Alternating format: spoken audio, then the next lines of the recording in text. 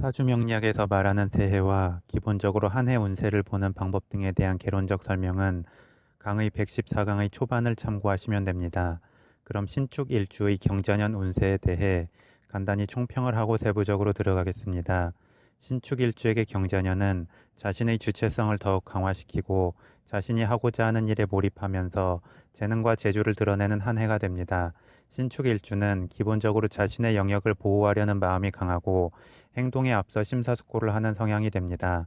또한 직관력과 촉이 좋기 때문에 자기만의 확신과 믿음이 강하고, 그런 확신과 믿음이 생기면 크게 어긋나지 않는 한 사람이나 일 또는 어떤 상황에 대하여 진득하게 그것을 유지하려 합니다. 또 한편으로 신중하고 조심스러운 것 같으면서도 때로는 갑작스럽게 마음의 느낌이 바로 말로 튀어나오기도 해서 신축일주 본인의 악의가 없었음에도 불구하고 상대방을 당황하게 만들기도 합니다. 그리고 신축일주는 신중하고 조심성이 있기도 하지만 너무 예민하고 섬세하기 때문에 털털하게 일단 해보자는 마음이 부족한 편입니다. 그런데 경자년의 흐름은 마치 손 위의 형제나 자매가 들어온 것과 같아서 자신이 마음먹은 것에 대하여 좀 더 자신감 있고 주체성 있게 행동을 옮길 수 있습니다. 또한 신축일주의 기본적 특성에서 깊이 생각하고 진중하게 하고자 하는 일에 몰입하는 기운이 있는데, 경자년의 흐름에서는 그런 기운이 더 강화됩니다. 따라서 생각하고 행동하는 것에 있어서 중간의 주춤거림 없이 자연스럽게 자신의 재능과 재주를 강화시키고 그것을 통해 주변에서 인정을 받게 됩니다. 만약 자신의 심사숙고하는 마음이 너무 강한 사람의 경우는 경자년의 흐름에서 좀 더 의지를 가지고 자신의 재능과 재주를 외부적으로 발현시켜야 좋습니다. 그게 아니면 생각만 하다가 기회를 놓칠 수 있습니다. 그럼 세부적으로 들어가겠습니다. 신축일주 일간인 신금에게 경자년의 천간인 경금은 겁재가 됩니다. 겁재는 자신의 시작 기운과 오행은 같지만 음양이 틀린 기운입니다. 그래서 본래의 성향과 비슷하면서도 다른 기운이 됩니다. 이를 부정적으로 보는 견해에서는 자신의 본래의 성향에 대한 부정적 특성을 의미한다고도 합니다. 또한 본래 자신의 시작 기운과 경쟁하는 기운이나 자신의 시작 기운을 누르는 기운 등으로 보기도 합니다. 그런데 또 역으로 자신의 약한 부분을 강화시켜주는 기운으로 보기도 합니다. 예를 들어 본인 시작 기운이 음의 기운이라면 겁재는 양의 기운이 되는데, 이는 음의 기운의 세심함에 더해서 양의 기운의 특성인 대범함을 더해주게 됩니다. 반면 본인 시작 기운이 양의 기운이라면 겁재는 음의 기운이 되는데, 이는 양의 기운의 대범함에 더해서 음의 기운의 특성인 세심함을 더해주게 됩니다. 따라서 겁재의 기운은 사주 원국에서 자신의 시작 기운의 세력 정도에 따라서 부정적으로 작용하기도 하고 긍정적으로 작용하기도 합니다.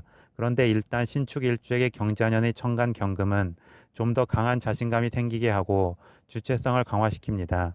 다만 사주 원국에서 재성의 기운이 강하다면, 재성의 기운이 약하다면 경자년의 천간 경금의 기운은 약한 재성을 놓고 신축일주 일간 신금과 경쟁을 하면서 부정적으로 작용하여 마음의 다급함으로 나타날 수도 있습니다.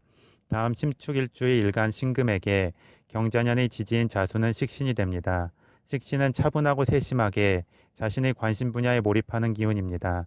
그만큼 마니아 기질의 특성이 있고, 그렇게 발현된 재능과 재주가 자연스럽게 재물로 연결되어 의식주를 풍요롭게 합니다. 특히 신축일주의 신금은 진흙 속의 보석의 느낌도 있기 때문에 깨끗한 물에 해당하는 자수의 기운이 반갑습니다. 즉, 자신을 깨끗이 씻어서 더욱 드러나 보이게 할 수 있다는 것입니다.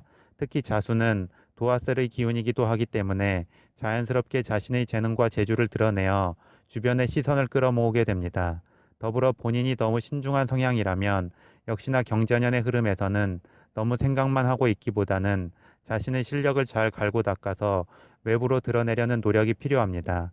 다음 신축일주 일진 축토와 경자년의 지지인 자수는 자축합을 이루어 토기운으로 변화하게 됩니다. 일단 경자년의 지지인 자수가 천간 경금과 신축일주 일간 신금에게 생조를 받기 때문에 무조건 축토와 합을 할 것으로 보이지는 않습니다.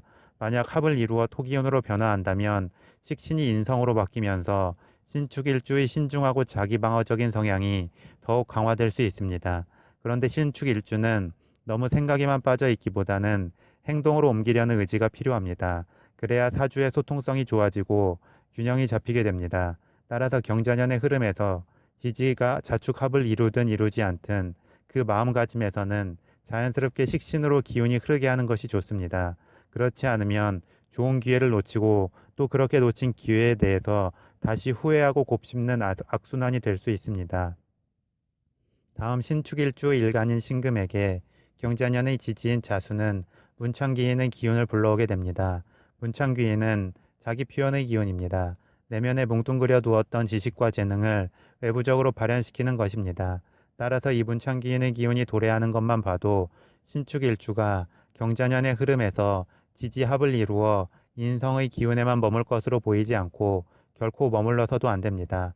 계속 자신을 표현하고 자신을 드러내려는 노력이 필요하고 그런 노력의 과정 속에서 자연스럽게 어떤 공모전에 당선이 되거나 주변에서 인정을 받게 될 것입니다.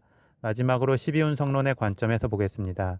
신축일주 일간인 신금에게 경자년의 지지인 자수는 장생의 흐름이 됩니다. 장생은 엄마의 뱃속을 벗어나 갓 세상에 태어난 아기입니다. 그래서 호기심이 많고 두려움이 없이 일단 시도해보려 하며 외부에 대해 민감하게 반응하면서 습득력도 좋습니다. 또한 아기는 그 존재 자체로 외부의 관심을 불러오게 됩니다. 다만 아기는 호기심이 많은 만큼 실충도 빨리 내서 진득함이 약할 수 있습니다.